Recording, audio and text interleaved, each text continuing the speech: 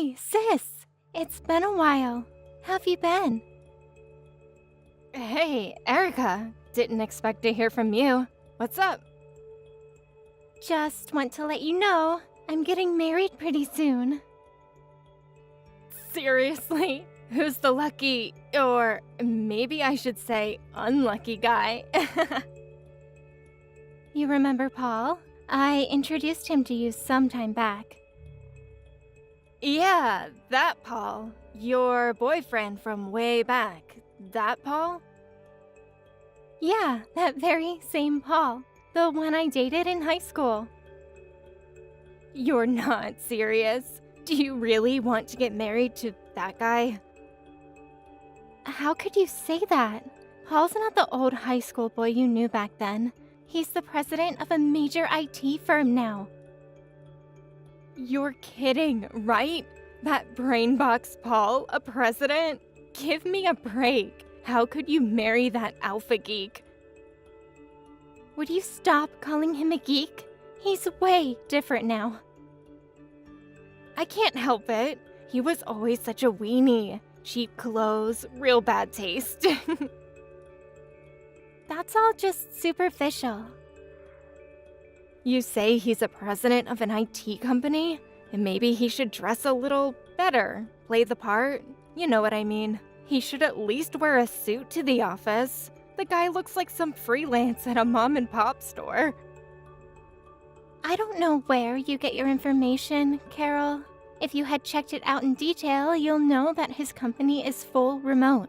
There is no traditional office. Nobody commutes, so all employees dress as they please. Anyway, Paul was never concerned about fashion. As long as he's healthy and squeaky clean, who's to complain? Besides, Paul is someone who is respected and admired. Come on, Erica. Don't make me laugh. Compared to him, take a look at my hubby. He works at a major corporation with annual income of over $150,000. Now that's something to be respected and admired. For good measure, he's super handsome and buys me anything I want. Do you always have to make comparisons? It's really annoying. For you, your husband is probably the best in the world, and for me, Paul is number one, but... Yeah, you'd say he's your number one, but you really didn't have any other options, right? Besides, compared to me, I'm more of a woman than you. No guy would give you a second look, so you had no other choice but to pick this geek. I feel sorry for your little sister. You got it all wrong, Carol. I'm marrying him because I love him. Always have, ever since high school. Do you really love this guy? Sounds more like he talked you into it. Programmed you as if you were a computer. I pity you, Erica. To be duped into marrying this tech guru or whatever you think he is. No need to pity me. I'm very happy just being around him. Sounds like you're already landed in Glumsville. Open your eyes, Erica, before it's too late. You really never change, sis. You never take the time to see my side of the story, or show any concern for how I feel. It's just that I can't wrap my head around why you would marry some freelancer. Like I keep saying, he's not a freelancer. He's the president of an IT company. Anyway, once we set the date for the wedding, I'll let you know. See ya. Are you really going through with this, Erica? Really hooking up with that teleworker? Are you still harping on about that? It's our wedding day. Can't you be a little more respectful? That's exactly why I'm saying this now.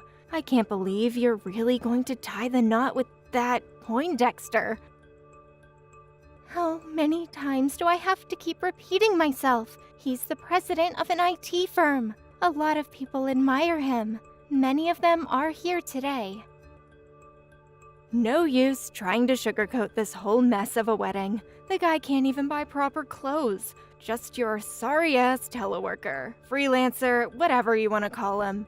Just not IT president. As a relative, this is really embarrassing. I just wish you would just put the kibosh on it. Paul just isn't the type to waste money on clothes, and he has zero interest in brands. How many times do I have to keep repeating myself? Some people have money but opt not to use it on such frivolous things. Can't you get that through your head? All you're doing is trying to convince yourself that you're making the right decision by candy coating everything to suit your agenda.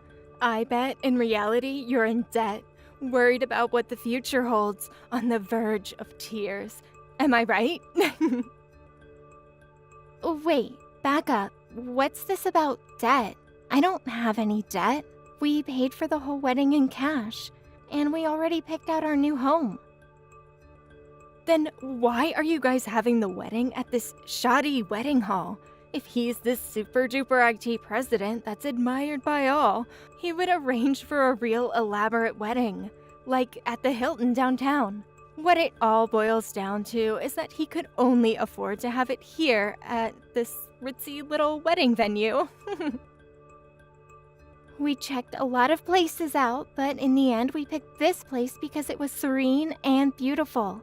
A friend of ours had a wedding here a few years ago, and we fell in love with it. That's why we decided on this place. Such a nice little story. Please, stop with the sarcasm, would you? I also hear that your husband was saying the same thing to Paul the other day. What's with you guys? Can't you accept how other people live? You've been acting this way all month. And then, on the day of the wedding, you up the ante and start trash-talking us. That we're in debt, and that he's a no-good teleworker? I'm sick of it, to be honest. What I'm trying to tell you is for your own good. Nothing good will come of marrying a freelancer.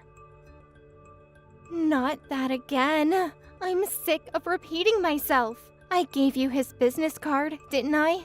His name's on it, the company name, everything, and you're still unconvinced. Has your brain been scrambled? It is kind of hot today. Anybody can print up business cards, and besides, I never even heard of that company.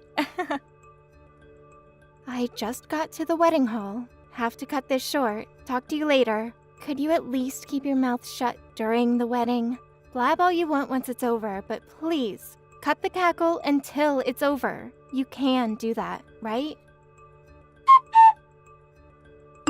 Hey, Erica, maybe it would be better if you canceled the wedding. Say again? The wedding starts in 10 minutes. What are you up to now? Everyone's all seated now, expecting the whole thing to start. I already announced to everyone that you're marrying a penniless freelancer geek, and that this wedding is drenched in debt. I warned them that they'll come crying to everyone afterwards for handouts. So better to skip this little celebration. Hold it 1 second, Carol. I did it for your own good, Erica. I know you'll live to regret it, and plus, it's a total disgrace for the entire family. If I didn't warn them and put a stop to this, I figured you wouldn't wake up from this happy valley you seem to be stuck in. The wedding starts in 5 minutes. I won't be attending, by the way. I don't want to contribute money to paying off your debts. Is that so?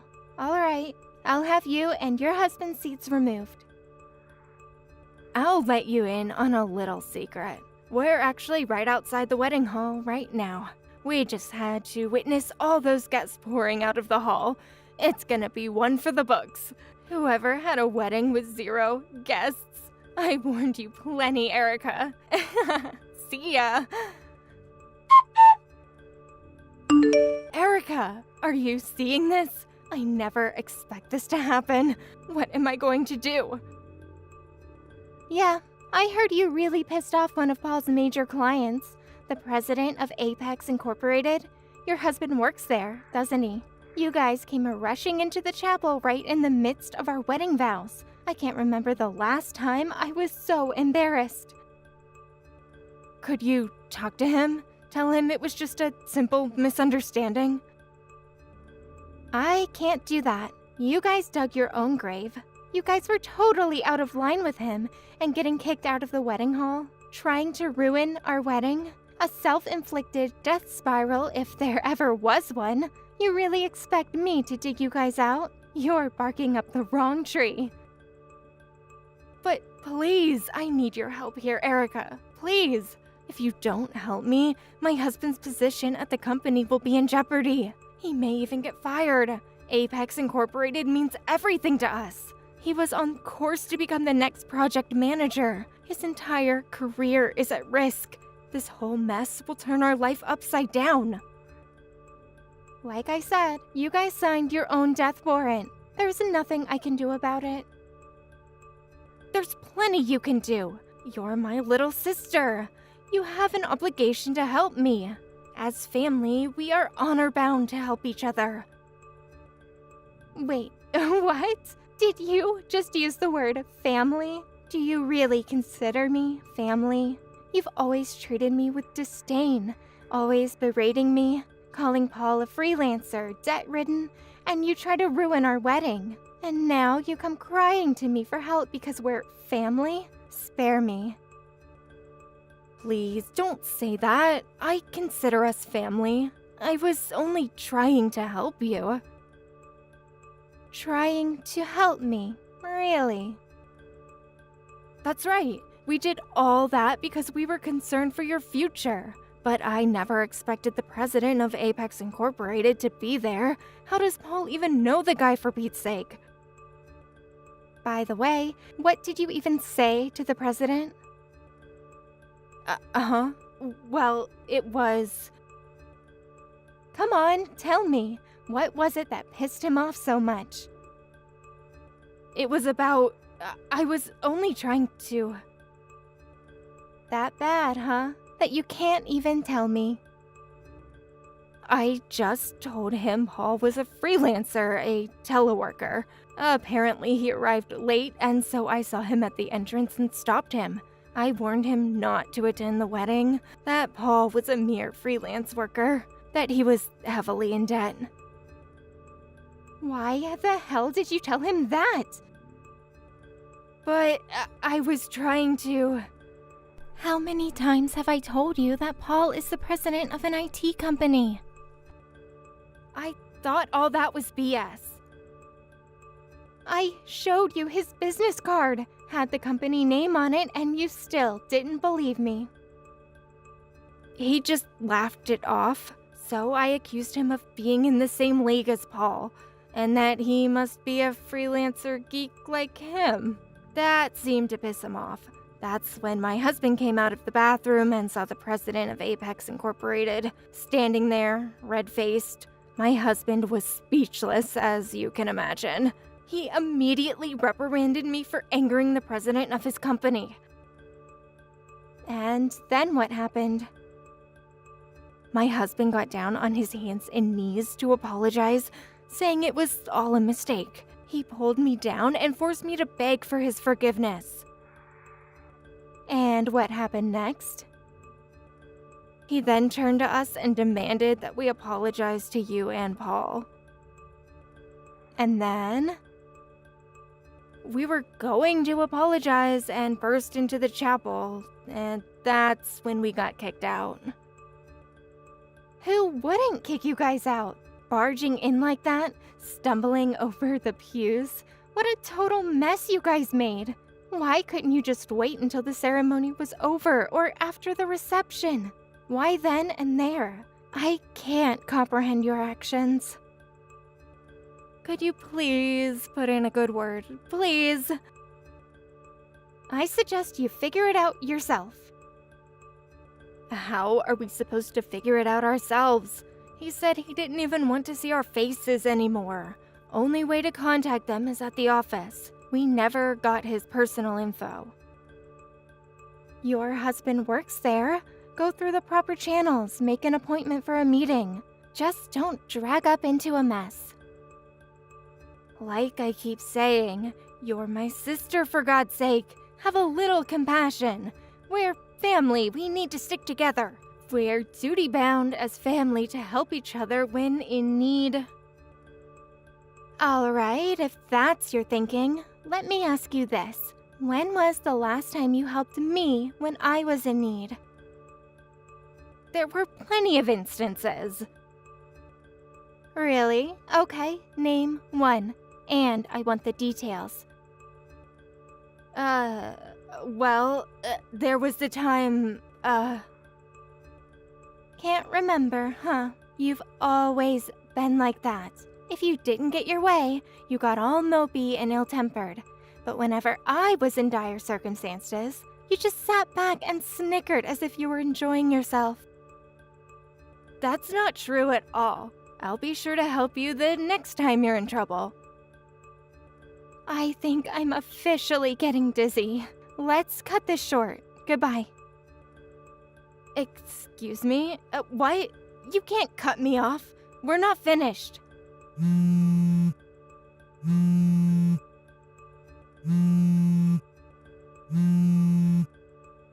Erica, you can't leave me hanging. Growing up, my folks were always so busy. They left us to my grandma. She was the one who brought us up. After she passed, my folks just provided monetary support, never really interfered in our personal affairs. We were basically left on our own. That is, when things got tricky, there was no adult supervision. Either we keep things in check or do whatever we wanted. My sister seemed to have picked the latter. Maybe that's why she ended up being such a malicious woman. But then she married a like-minded guy. A double whammy if there ever was one. But these two eventually got divorced. Apparently, that incident was the talk of the office for months afterwards. It was apparently hard for him to remain at the company, and as a result, he eventually retired. He blamed my sister for it all. Of course, these people always find a victim. They themselves are never in the wrong. My sister had been a housewife all these years and never really gained any useful skills. So, what did she do? She began trying to seduce my husband, Paul. My father finally had enough of her nonsense and dumped her in some institution. I'm not sure what kind of institution, and I don't want to know. That was the last I heard from her, and I hope it's the last. Thank you for watching. Please subscribe and hit the like button. See you next time.